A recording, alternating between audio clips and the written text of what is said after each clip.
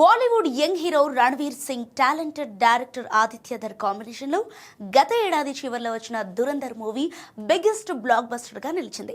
అనేక రికార్డులను తిరగరాసిన ఈ సినిమా బాక్స్ ఆఫీస్ వద్ద ఏకంగా 1300 కోట్లకు పైగా గ్రాస్ వసూలు చేసింది.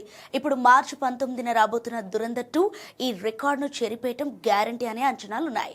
ఈ సినిమా దెబ్బకు అదే సమయంలో రిలీజ్ కావాల్సిన పలు భారీ పాన్ ఇండియా ప్రాజెక్ట్స్ సైతం వెనకడుగు వేశాయి. దీంతో దురంధర్ 2 పై సర్వత్రా ఆసక్తి నెలకొంది.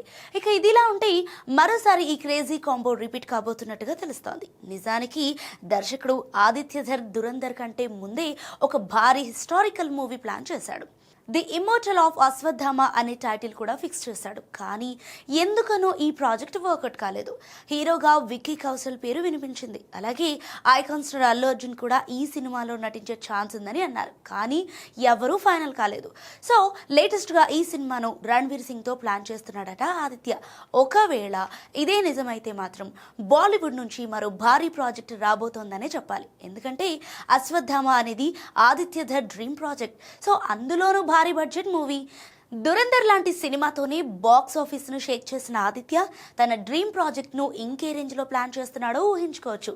అయితే ఈ విషయంలో క్లారిటీ రావాలంటే అఫీషియల్ అనౌన్స్మెంట్ వరకు వెయిట్ చేయాల్సిందే.